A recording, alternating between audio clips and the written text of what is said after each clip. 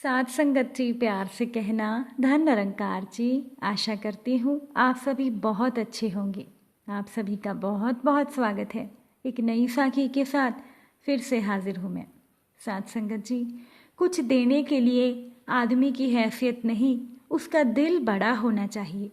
आपके पास क्या है, कितना है, ये कोई मायने नहीं रखता। आपकी सोच और आपकी नीयत सर्वोपरि होनी आवश्यक है। और आज की साखी इसी विषय पर आधारित है। चलिए साखी सुनते हैं। साथ संगत जी, पुरानी साड़ियों के बदले बर्तनों के लिए मोल भाव करती एक संपन्न घर की महिला ने 2 साड़ियों के बदले एक टब पसंद किया।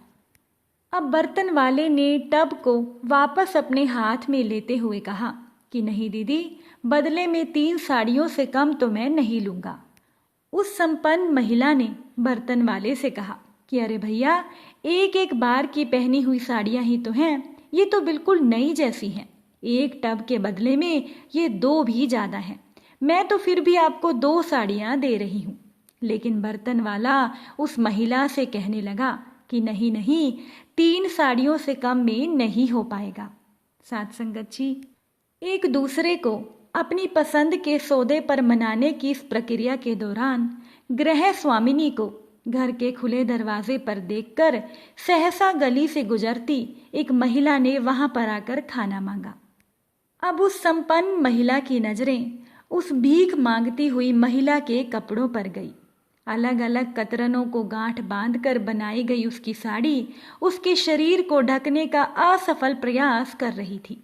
एक बार उस संपन्न घर की महिला ने अपना मुंह बिचकाया, पर सुबह सुबह का याचक है ये सोचकर वो अंदर से रात की बची रोटियां लेकर आई और उसे रोटी देकर पलटते हुए उस बर्तन वाले से कहा कि भैया, क्या सोचा आपने? 2 साड़ियों में टब दे रहे हो या मैं वापस साड़ियां रख लूं? बर्तन वाले ने उसे इस बार चुपचाप टब पकड़ाया और दोनों पुरानी साड़ियां अपने गट्ठर में बांधकर बाहर निकल आया। अपनी जीत पर मुस्कुराती हुई महिला दरवाजा बंद करने को उठी तो उसकी नजरें सामने गई। गली के मुहाने पर बर्तन वाला अपना गट्ठर खोलकर उसकी दी गई दोनों साड़ियों में से एक साड़ी उस गरीब महिला को तन ढकने के लिए दे रहा था। साथ संगत जी, हाथ में पकड़ा हुआ टब अब उस अमीर महिला को चुभता हुआ महसूस हो रहा था। बर्तन वाले के आगे अब वो खुद को हीन महसूस कर रही थी। कुछ हैसियत ना होने के बावजूद बर्तन वाले ने उसे परास्त कर दिया था। वो अब अच्छी तरह से समझ चुकी थी कि बिना झिकझिक किए उसने मात्र 2 साड़ियों में टब क्यों दे दिया था। साथ संगत जी, ये चीज वही समझता है जो इस तरह की परिस्थितियों से गुजरा हो। कुछ देने के लिए हैसियत नहीं, दिल बड़ा होना चाहिए। आपके पास कितना धन है और आप किस स्थिति में हैं, ये कोई मायने नहीं रखता, लेकिन आपकी सोच और आपकी नीयत अच्छी होनी चाहिए। साथ संगत जी, मंदिर मस्जिद में दान करने से अच्छा अगर किसी ज़रूरतमंद की ज़रूरत पूरी की जाए तो ये ज़्यादा अच्छा होगा। एक बार की बात है कि मोहन रिक्शे से अपने घर पर वापस आया। मोहन ने बातों ही बातों में रिक्शे वाले से पूछा कि भैया, क्या आपके बच्चे हैं? अगर आप बुरा ना माने तो क्या कुछ छोटे बच्चे के लिए कपड़े मैं आपको दे दूं? क्या आप वो कपड़े अपने बच्चों को पहनाओगे? रिक्शे वाले ने मोहन से कहा कि जी साहब। अब मोहन घर पर पहुंच गया और घर पर पहुंचकर मोहन ने रिक्शे वाले से कहा कि भैया, आप घर के अंदर आ जाओ, सोफे पर बैठो, मैं कपड़े लेकर आता हूँ। जब तक मोहन कपड़े लेकर आया वो रिक्शा वाला बाहर ही खड़ा था। ये देखकर मोहन ने रिक्शे वाले से कहा कि भैया बैठ जाओ और देख लो, जो कपड़े आपके काम आ जाएं। कांपते हुए वो रिक्शे वाला सोफे पर बैठ गया। मोहन ने रिक्शे वाले से कहा कि भैया, अगर आपको ठंड लग रही है तो क्या मैं चाय बना दूं? ये सुनते ही रिक्शे वाले की आंखों से आंसू बहने लगे। वो बोला कि साहब, मैं बहुत छोटेपन से रिक्शा चला रहा हूँ। आज तक कोई ऐसा नहीं मिला जो इतनी इज्जत दे हम जैसे लोगों को।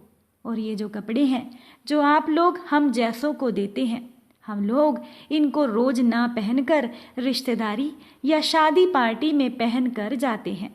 बहुत गरीबी है साहब।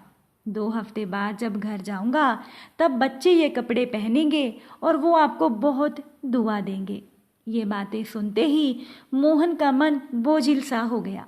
फिर उसके मन में आया कि क्यों ना मंदिर मस्जिद में दान करने से अच्छा है अगर किसी ज़रूरतमंद की ज़रूरत पूरी की जाए। जब आप किसी ज़रूरतमंद की मदद करते हो तो वो सीधा ईश्वर की भक्ति करना कहलाता है। एक बार युधिष्ठिर ने विधि विधान से एक महान यज्ञ का आयोजन किया। उस यज्ञ में दूर दूर से राजा महाराजा और बड़े बड़े विद्वान आए। यज्ञ पूरा होने के बाद दूध और घी से आहुति दी गई, लेकिन फिर भी आकाश से घंटियों की ध्वनि सुनाई नहीं पड़ी। और साथ संगत जी, उस समय माना जाता था कि जब तक घंटियों की आवाज़ नहीं आती तो यज्ञ पूरा नहीं माना जाता। इस पर महाराज युधिष्ठिर को बड़ी चिंता हुई। वो सोचने लगे कि आखिर यज्ञ में कौन सी कमी रह गई कि घंटियां सुनाई नहीं पड़ी। उन्होंने भगवान श्री कृष्ण को अपनी ये समस्या कह सुनाई। भगवान कृष्ण ने कहा कि किसी गरीब, सच्चे और निश्चल हृदय वाले व्यक्ति को बुलाकर उसे भोजन कराएं। जब उसकी आत्मा तृप्त होगी तब आकाश घंटियां अपने आप बज जाएंगी। अब भगवान श्री कृष्ण ने ऐसे ही एक व्यक्ति का पता दे दिया। धर्मराज युधिष्ठिर खुद ऐसे व्यक्ति की खोज में निकल पड़े। युधिष्ठिर ने अपना परिचय देते हुए एक व्यक्ति से कहा कि बाबा, आप हमारे यहाँ भोजन करने की कृपा करें। पहले तो उस व्यक्ति ने मना कर दिया, लेकिन काफ़ी प्रार्थना करने पर वो तैयार हो गया। अब युधिष्ठिर उस व्यक्ति को लेकर यज्ञ स्थल पर आए। द्रौपदी ने अपने हाथ से स्वादिष्ट खाना बनाकर उन्हें खिलाया। भोजन करने के बाद उस व्यक्ति ने संतुष्ट होकर जैसे ही डकार ली, आकाश की घंटियां गूंज उठी। यज्ञ की सफलता से सभी खुश हुए। युधिष्ठिर ने भगवान श्री कृष्ण से पूछा कि भगवान, इस निर्धन व्यक्ति में ऐसी कौन सी विशेषता है कि उसके खाने के बाद ही ये यज्ञ सफल हो सका। साथ संगत जी, भगवान श्री कृष्ण ने कहा कि धर्मराज, इस व्यक्ति में कोई विशेषता नहीं है। ये गरीब है। आपने जिन्हें भोजन पहले कराया वो सभी पहले से तृप्त थे। जो पहले से तृप्त हैं उन्हें भोजन कराना कोई विशेष उपलब्धि नहीं है। जो लोग अतृप्त हैं, जिन्हें सचमुच भोजन की ज़रूरत है, उन्हें खिलाने से उनकी आत्मा को जो संतोष मिलता है वही सबसे बड़ा और सबसे सच्चा यज्ञ है और वही सच्ची आहुति है। आपने जब एक अतृप्त व्यक्ति को भोजन कराया तभी ईश्वर प्रसन्न हुए और सफलता की सूचक घंटियां बज गई। इसीलिए साथ संगत जी, किसी ज़रूरतमंद की मदद ज़रूर करनी चाहिए। उम्मीद करती हूँ कि साखी आपको अच्छी लगी होगी। अगर अच्छी लगी हो तो अपने विचार कमेंट में ज़रूर बताइएगा। फिर मुलाकात होगी नई साखी और नए विचारों के साथ। खुश रहिए, सेवा सिमरन सत्संग करिए, सतगुरु माता जी के चरणों से जुड़े रहिए। प्यार से बोलिए धन निरंकार जी।